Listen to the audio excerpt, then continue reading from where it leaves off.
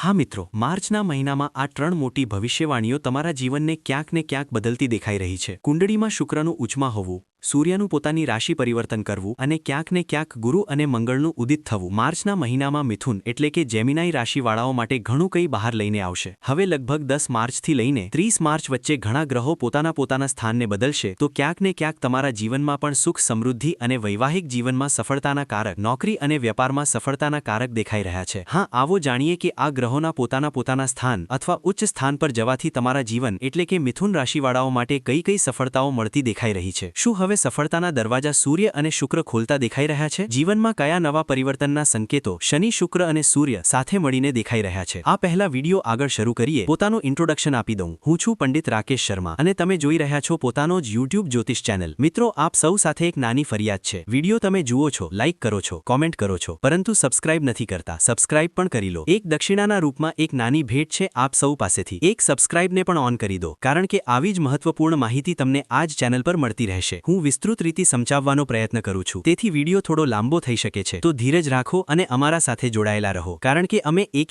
ગ્રહ પર જ્યારે વાત કરીશું તો વિડીયો લાંબો થશે. તમને બીજા ઘણા વિડીયો અથવા ચેનલ પર સીધું કહી દેશે કે આ થશે, પરંતુ હું ગ્રહોની દિશા, ગ્રહોની દ્રષ્ટિ અને ગ્રહોનું અંતર સમજાવતા તમને સમજાવવાનો પ્રયત્ન કરું છું, જેથી તમે કોઈપણ રેમેડી અથવા કોઈપણ ઉપાય પણ કરી શકો, જેથી તમને સારા લાભ મળી શકે. સૌથી પહેલા મિથુન એટલે કે જેમિનાઈ, તમારી રાશિનો સ્વામી બુધ, જે કે આ સમયે ચાલી રહ્યો છે ભાગ્યમાં બુધ અસ્ત થઈને ચાલી રહ્યા છે. બુધને વાણી અને ફાઇનાન્સનો કારક માનવામાં આવે છે. કુંડળીમાં બુધને યુવરાજનો દરજ્જો પ્રાપ્ત છે, તો આ સમયે બેઠા ક્યાં છે? મંગળ અને રાહુ સાથે. ઠીક છે, માર્ચના મહિનામાં આ પોતાની રાશિ પરિવર્તન કરવા જઈ રહ્યા છે અને હવે પહોંચી જશે તમારી દશમેશમાં. ઠીક છે, ત્યાં જ વિરાજપમાન છે શનિ, શુક્ર અને સૂર્ય, અને અહીં બુધનું પણ આગમન થવાનું છે. તો નિશ્ચિત રૂપથી 4 યોગ ફરી બનશે તમારા માર્ચના મહિનામાં. તો શરૂઆત કરીએ આજથી જ. જે દિવસે અમે આ વિડીયો અપલોડ કરી રહ્યા છીએ તે દિવસ છે 2 માર્ચ. 2 માર્ચે શુક્ર ઉચ્ચના થઈ ગયા છે, એટલે કે પોતાની રાશિનું પરિવર્તન કરી લીધું છે. પહેલા રાહુ સાથે વિરાજપમાન હતા, હવે એ જ શુક્ર બહાર આવીને મીન રાશિમાં પ્રવેશ કરી ચૂક્યા છે અને મીન રાશિમાં શુક્રને ઉચ્ચનો માનવામાં આવે છે. તો શુક્ર જ્યારે પોતાના ઉચ્ચ સ્થાન પર આવે છે, પોતાના રાશિમાં આવે છે, જે રાશિમાં તેમને ઉચ્ચનો માનવામાં આવે છે, ત્યાં શુક્ર ખૂબ સારા પરિણામ આવે છે. સામાન્ય રીતે જોવામાં આવે તો 12મું ઘર ગુરુ બૃહસ્પતિની રાશિ છે, મીન રાશિ છે, પરંતુ શુક્ર અહીં ઉચ્ચના માનવામાં આવે છે. તો ત્યાં શુક્ર હવે આવે જશે અને આજ 2 માર્ચ 2026ના રોજ અહીં વિરાજપમાન થઈ ગયા છે. તો શુક્ર કયા કારક છે? પહેલા આપણે તેને થોડું ઊંડાણથી સમજીએ, પછી વિડીયોને ધીમે આગળ વધારીએ. શુક્ર વૈવાહિક જીવનના બહુ મોટા કારક હોય છે. પુરુષોની કુંડળીમાં શુક્ર જેટલા મજબૂત હોય, સ્ત્રી હોય કે પુરુષ હોય, કોઈ પણ હોય, તમારી કુંડળીમાં શુક્ર જેટલું પરફોર્મન્સ કરશે, તમને જીવનમાં એટલી જ સુખ સુવિધાઓ મળશે, કારણ કે શુક્રને પ્રેમનો કારક માનવામાં આવ્યો છે. જો વૈવાહિક જીવનમાં પ્રેમ ન હોય તો તમે સમજી લેશો કે તમારા સંબંધ જ સારા ન હોય તો જીવન મધુર નથી ચાલતું. તેથી શુક્રને પ્રેમનો કારક માનવામાં આવ્યો છે. લાઈફ, લક્ઝરી લાઈફ, ધન દૌલતનો કારક માનવામાં આવ્યો છે, કારણ કે શુક્રને સેકન્ડ હાઉસ, યોગ્ય રીતે સેકન્ડ હાઉસ, જ્યાં ધનનો ભાવ હોય છે, તે પ્રાપ્ત છે. બીજી તુલા રાશિ પ્રાપ્ત છે, એટલે 2 રાશિના માલિક. શુક્ર દૈત્યોના ગુરુ છે અને ખૂબ જ યોગવાન છે, કારણ કે તેમના પાસે સંજીવની બુટી છે. સંજીવની બુટીથી તેઓ રાક્ષસોને ફરી જીવિત કરી દેતા હતા, એટલા શક્તિશાળી છે. તેથી દૈત્યો ગુરુ હોવાને કારણે શુક્ર જ્યારે પણ આપે છે ત્યારે દિલ ખોલીને આપે છે. ત્યાં તમારા સુખ ભાવમાં અહીં જ દશમેશનો અર્થ કર્મ ભાવમાં આવો.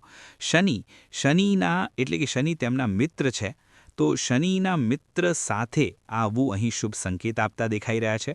હવે શુક્ર પાસે કેટલી દ્રષ્ટિઓ છે તેના પર પણ તો વાત કરવી જરૂરી છે, ત્યારે જ તો સમજાશે. શુક્ર પાસે માત્ર એક જ દ્રષ્ટિ છે, તો તે સીધી રીતે દ્રષ્ટિથી તમારા સુખભાવને જોઈ રહ્યા છે. જુઓ, શુક્ર તમારી એક જ દ્રષ્ટિથી, 7મી દ્રષ્ટિથી તમારા સુખભાવને જોઈ રહ્યા છે. તો સુખભાવ ક્યારે વધે છે? જ્યારે તમે ઘરનું મકાન ખરીદો, અથવા કોઈ વાહન ખરીદો, અથવા તમારી લગ્ન થાય, માતા પિતાનું સ્વાસ્થ્ય સારું રહે, તમારી પત્નીનું સ્વાસ્થ્ય સારું રહે, બાળકો ખુશહાલ રહે, એ જ તો સુખ છે. ધન આવે તો સુખ થાય છે, ઘરમાં વાહન આવે, પ્રોપર્ટી આવે, અથવા કોઈ ઇલેક્ટ્રોનિક સામાન આવે, અથવા ઘરમાં કોઈ નવું કાર્ય થાય, લગ્ન સમારોહ, તો એ જ જે છે 7મી દ્રષ્ટિથી તમારા સુખભાવ પર અહીં દૃષ્ટિ બનાવેલી છે. હવે અહીં તમને સુખની ઉપલબ્ધિ કરાવતા દેખાઈ રહ્યા છે. એ જ સુખ પોતાના મીન રાશિમાં ઉચ્ચના થઈને અને પોતાની દૃષ્ટિથી તમારા સુખભાવને જોઈ રહ્યા છે.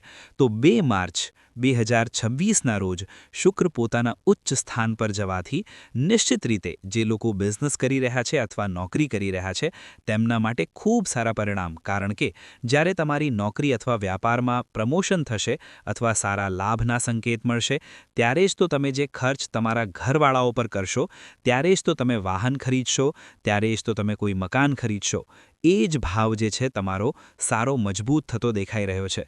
આ તો શુક્રનો ખેલ આજથી જ શરૂ થશે અને આ શુક્ર ચાલશે તમારા 2026ના માર્ચ 27 માર્ચ સુધી.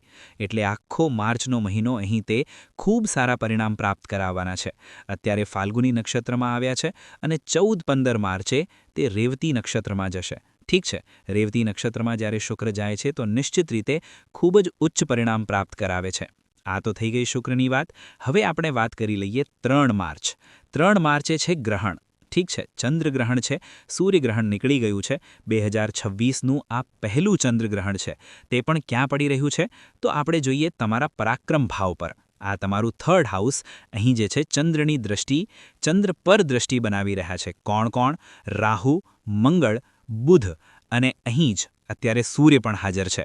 સૂર્ય, કારણ કે સૂર્યની જે કિરણો છે તે ચંદ્ર પર પડશે, રાહુની કિરણો, મંગળની કિરણો, સૂર્ય. તો અહીં સૂર્ય પીડિત થશે અને ક્યાં બેઠા છે? તમારા પરાક્રમ ભાવમાં, ભાઈ બહેનના ઘરમાં. ઠીક છે કે નાના ભાઈ બહેન, તમારા મોટા ભાઈ બહેન, પરિવાર, કુટુંબ, આ વસ્તુઓ જે છે તમારા અહીં દ્રષ્ટિ પડશે. તો નિશ્ચિત રીતે હું મિથુન રાશિના જાતકોને કહી શકું છું કે 3 માર્ચે તમને સાવધાન રહેવાની જરૂર છે, કારણ કે આ તમારા મનોબળને જ ઘટાડશે. તમારા સ્વાસ્થ્યમાં ઘટાડો દર્શાવશે. આ દિવસે તમે ખાસ કરીને શક્ય હોય તો અત્યારે ઘરથી બહાર ન નીકળો. કેટલા વાગ્યાથી કેટલા વાગ્યા સુધી તે પણ સમજી લો. 3:20થી લઈને 6:46 સુધી અહીં ચંદ્રગ્રહણ રહેશે.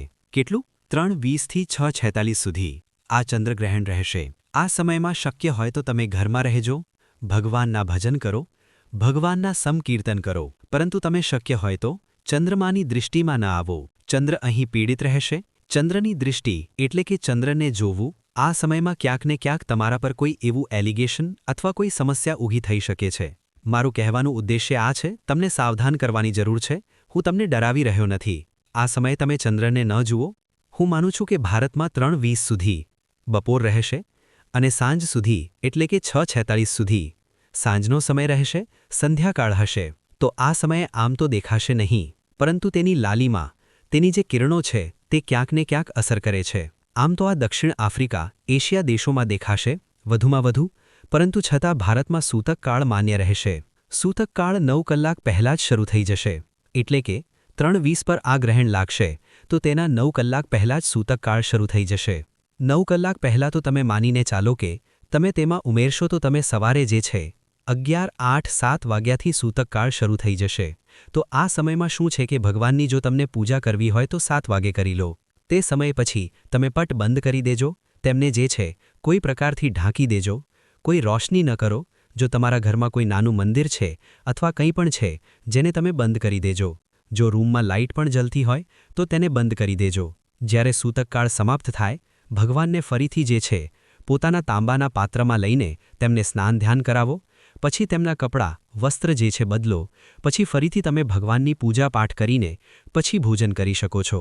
આ નિયમ છે. ઠીક છે.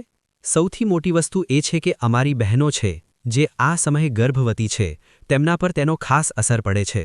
તો જે અમારી બહેનો છે જે ગર્ભવતી છે, ખાસ કરીને હું તેમને કહેવા માંગુ છું કે આ ગ્રહણની વચ્ચે તમે ન આવો, એટલે કે ઘરમાં જ રહો. મારું કહેવાનું ઉદ્દેશ્ય એ નથી કે તમે બહાર જઈ રહ્યા છો, તો આ સમયે શક્ય હોય તો આ ચંદ્રગ્રહણના પ્રભાવમાં ન રહો. ઘરમાં રહો, છત નીચે રહો, મકાનમાં રહો, પોતાનું સમકીર્તન કરો. કહેવાનું તાત્પર્ય મારું આ છે કે તમે ઘરમાં રહેશો તો ખૂબ સારા તમને પરિણામ મળશે, પરંતુ તમે બહાર ન જશો. ઠીક છે. તમારો 3 માર્ચનો. હવે જેમ 4, 5, 6 પછી જોઈએ 11 માર્ચ. તો 11 માર્ચે મંગળ અહીં ઉદિત થઈ રહ્યા છે. ઉદિતનો અર્થ કે અત્યારે મંગળ અસ્ત થઈને જઈ રહ્યા હતા. મંગળને ભૂમિ, પ્રોપર્ટી અને વાહનનો કારક માનવામાં આવે છે. તો જે લોકો પ્રોપર્ટી રિયલ એસ્ટેટ મકાન ખરીદે વેચે છે, પોતાનું પ્રોપર્ટી સાથે જોડાયેલ એટલે જમીન સાથે જોડાયેલ જે પણ કામ કરે છે, બુલડોઝર જે હોય છે ને, બજરું બાલુ વગેરે જે પણ જે સામાન હોય છે ધરતી સાથે જોડાયેલ, ખેતી કિસાની, એ વસ્તુઓ શું છે તેમાં હવે બળ પ્રાપ્ત થઈ જશે. અહીં અત્યારે શું છે, મંગળ અસ્ત થઈને ચાલી રહ્યા હતા. મંગળને ભૂમિપુત્ર માનવામાં આવે છે અને જ્યારે મંગળ સારા ભાવમાં આવે છે તો અહીં પરિણામ પણ સારા આપવામાં આવે છે. અત્યારે તમે જોઈ રહ્યા છો કે આજકાલ જે છે લડાઈ દંગા ચાલી રહ્યા છે, ક્યાંક મોટા મોટા શહેરોમાં મોટા મોટા દેશોમાં લડાઈ ઝઘડાનો માહોલ બન્યો છે. તો શું બન્યું છે, રાહુ અને મંગળની યુક્તિ છે. આ અંગારક યોગ બનાવે છે. અંગારક યોગનો અર્થ એ જ થાય છે કે તમે જોયું છે કે એકબીજાથી બીજા દેશ લડાઈ ઝઘડા કરી રહ્યા છે, ક્યાંક ઘણા ચાલી રહ્યા છે. તો આ અંગારક યોગનું કારણ છે. ઠીક છે, તેના પર આપણે ક્યારેક વિસ્તૃત રીતે વાત કરીશું. તો અહીં ઉદિત થવાના છે અને તેમની દૃષ્ટિથી હવે જે ભૂમિ વાહન જે રિયલ એસ્ટેટમાં કામ કરતા હતા તેમને સારા પરિણામ પ્રાપ્ત થશે અને મંગળ અને રાહુની યુક્તિ આ ચાલશે 45 દિવસ સુધી. તો અત્યારે તો આવ્યા છે 45 દિવસ સુધી આ યુક્તિ રહેશે, પરંતુ મંગળ શું છે, રોચક યોગ બનાવી રહ્યા છે, તમારા ભાગ્યમાં બેઠા છે અને ભાગ્યમાં રોચક યોગનો અર્થ થઈ જાય છે તમારી ભાગ્યમાં તમારી ખૂબ સારી પર્સનાલિટી વધારવી. ઠીક છે, આ વસ્તુઓ નિશ્ચિત રીતે તમને લાભ આપશે. અને અહીં જોઈ લીધું, હવે જોઈએ 14 માર્ચ. તો 14 માર્ચનો દિવસ ખૂબ જ ખાસ છે, કારણ કે 14 માર્ચે સૂર્ય જે છે રાહુમાંથી નીકળીને 11મા ભાવમાંથી નીકળીને, કારણ કે 11મો ભાવ લખ્યો છે, હવે પોતાના મિત્રના ઘરે જઈ રહ્યા છે. મિત્ર કોણ છે? ગુરુ બૃહસ્પતિ. તો મીન રાશિ ગુરુ બૃહસ્પતિની તેમની ગુરુની મિત્રની રાશિ છે. તો સૂર્ય છે કોના કારક? સૂર્ય છે પિતાના કારક, સૂર્ય છે તમારી નોકરી જોબના કારક, તમે પ્રાઇવેટ કરો કે ન કરો. સૂર્ય છે આત્માના કારક, સૂર્ય તમારા બળના કારક છે. તો સૂર્ય અહીં હવે આ જે જંજાળમાંથી, કારણ કે રાહુ મંગળ બુધ ઘણા બધા એકસાથે ગ્રહો બેઠા હતા, હવે તે શું છે, અત્યારે શું છે, શનિના ઘરમાં ચાલી રહ્યા હતા, કુંભ રાશિમાં. અહીં હવે શું છે, શનિના સાથે તો છે જ, પરંતુ બેઠા ક્યાં છે? ગુરુ સાથે બેઠા છે. તો અહીં હવે શનિના બળને ઓછું કરી દેશે. જે પણ ગ્રહ સૂર્ય સાથે આવે છે તો તેનો બળ અસ્ત થઈ જાય છે. ઠીક છે, પરંતુ અહીં શુક્રનો અસ્ત કેમ નથી થઈ રહ્યો? કારણ કે તે ઉચ્ચ સ્થાન પર બેઠા છે. તેમાં સૂર્ય અને શુક્ર બંને, શુક્ર તો પોતાના ઉચ્ચ સ્થાન પર બેઠા છે મીન રાશિમાં, સૂર્યનું અહીં આવવું નિશ્ચિત રીતે શુક્રને અસ્ત નહીં કરશે, શનિને થોડું અસ્ત કરી શકે છે. તો દશમેશમાં જે તમારી અડચણો આવી રહી હતી, દશમેશનો અર્થ થાય છે તમારું જોબ હોય કે તમે નોકરી કરો કે વ્યાપાર કરો, એટલે જ્યાંથી આવકનો સ્ત્રોત હોય, તમારી જીવિકા ક્યાંથી ચાલી રહી છે, દશમમાંથી તમારું કર્મ ભાવ શું છે, શું કરો છો તમે, તે વસ્તુઓ તમારા દશમમાંથી નીકળતી દેખાય છે. હું એક એસ્ટ્રોલોજર છું, હું લોકોની કુંડળીઓ જોઉં છું, તેમના વિશે કહું છું, તેમને સમજાવું છું. આ મારું કર્મ થઈ ગયું, જે કર્મ ભાવ ક્ષેત્ર છે. ઠીક છે, તમે જે પણ કરો છો તેનો અહીં કનેક્શન રહેશે, તેના સાથે જોડાયેલ રહેશે. તો આ સમયે શનિ અને સૂર્ય, સૂર્ય તો માની લીધો મેં જોબના કારક છે, પિતાના સંબંધના કારક છે. તો શનિ શું છે? ડીલે કરાવે છે. શનિ ખૂબ ધીરે ધીરે આપે છે કોઈ પણ કાર્ય. સૂર્ય હવે આવશે તો તમારે નોકરી હોય વ્યાપાર હોય તેમાં તમે સારા પરિણામ આપશો. ઠીક છે, કહેવાનો તાત્પર્ય એ છે કે અહીં શનિ હવે થોડા ડાઉન થઈ જશે, સૂર્ય પોતાના મિત્રના ઘરે રહેશે અને શુક્રનો સપોર્ટ મળશે તો અહીં સારા પરિણામ પ્રાપ્ત કરાવશે અને જીવનમાં ઘણા બદલાવ પણ કરાવશે. હવે જોઈએ અહીં, આ તો મેં તમને કહી દીધું છે, ગુરુ તમારા લગ્ન ભાવ પર બેઠા છે. લગ્ન ભાવમાં જ્યારે પણ ગુરુ લગ્નમાં બેઠા હોય છે તો એવો માણસ ધાર્મિક બની જાય છે. ગુરુ શું છે? ધર્મ ભાગ્યના દાતા છે, ધર્મ ધાર્મિક છે. અને અહીં ગુરુ અત્યારે શું છે? અત્યારે હવે ઉદિત થવાના છે, એટલે તેમની ડિગ્રી હવે વધવાની છે, કારણ કે 2 જૂન જે છે, 2 જૂનના લગભગ જે છે ચંદ્ર જે છે કર્ક રાશિમાં તેમને જવાનું છે. તો હવે ધીમે ધીમે કરીને બળ આપશે આ. ઠીક છે, વક્રી થશે ને પછી બળ આપવાનું શરૂ કરશે. પછી જે છે 2 જૂન સુધી પછી આ તમારા ઉચ્ચ સ્થાન પર પહોંચી જશે. તો પછી તે વિડીયો અમે તમને બનાવીને મૂકીશું, કહેશું. પરંતુ અહીં તમે ઉદિત થશો તો તેમનું બળ મળશે. તો ધર્મ કર્મના કાર્ય તમારા ઘરમાં અથવા તમારાથી જોડાયેલા, તમે ધર્મ કર્મ તરફ ઝુકાવ તમારો વધતો જશે, ઈશ્વર પ્રત્યે તમારો લગાવ વધતો જશે. આ વસ્તુઓ નિશ્ચિત રીતે તમને લાભ આપે છે. મિથુન રાશિના લોકો ખૂબ જ શાંત અને હસમુખ સ્વભાવના હોય છે, પરંતુ તેમની ખૂબ તીવ્ર દૃષ્ટિઓ હોય છે અને બુદ્ધિ ખૂબ તેજ હોય છે. તેમને દરેક માણસ બચી શકતો નથી. ઠીક છે, તો તેમને દરેક માણસ બચી શકતો નથી, પરંતુ અહીં જે છે તમને લાભ ભાવ આપી જશે અને સારા પરિણામ પણ પ્રાપ્ત કરાવશે. મિત્રો, હવે મળીએ બહુ જલ્દી.